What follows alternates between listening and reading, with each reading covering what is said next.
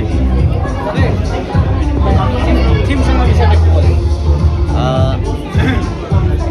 ধন্যবাদ।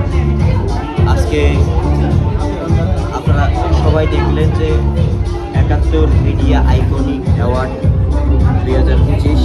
এখানে অনেক সেলিব্রিটিরা আসছে, সমাজের সর্বস্তরের লোকেরা আসছে, তাদের কাজের স্বীকৃতিস্বরূপ সম্মাননা নিয়েছে।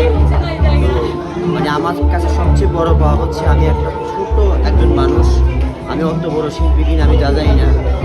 আমি মনে হয় এই গত ৭ মাসে দেশের সবচেয়ে বড় বড় টিমসগুলো আমি আমার কণ্ঠেই গেছে। ট্রাব অ্যাওয়ার্ড, তারপরে ট্র্যাব অ্যাওয়ার্ড, বাংলাদেশ বিনোদন সাংবাদিক সমিতি বাবিসাস অ্যাওয়ার্ড, বাসুসাস অ্যাওয়ার্ড, তারপরে হচ্ছে আপনার মানে আরও এরকম অসংখ্য। আজকে যেমন ৭১ মিডিয়া আইকনিক অ্যাওয়ার্ড প্রতিবারের মতো এবারও মানে আমাকে দিয়েই আর কে রিফন ফাউন্ডার আমাকে দিয়েই মানে থিম সংটি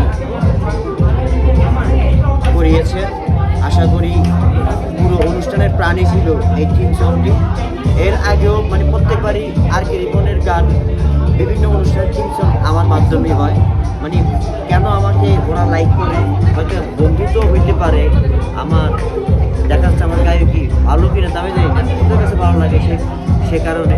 তো আমি সব মিলে আমি খুবই হ্যাপি এবং দর্শকদেরকে বলবো আমার জন্য আরও বেশি বেশি দোয়া করার জন্য। আমি যেন সামনে আরও ভালো কিছু করতে পারি। অ্যাওয়ার্ড তো হচ্ছে অ্যাওয়ার্ডের প্রাপ্তির যে আনন্দ সেটা তো বলে আর প্রকাশ করা যাবে না। অ্যাওয়ার্ড হচ্ছে কাজের স্বীকৃতি এবং আগামীতে যে আরও ভালো কাজ করব এর অনুপ্রেরণা। অ্যাওয়ার্ড প্রাপ্তির আনন্দ হচ্ছে আকাশ ছোঁয়া।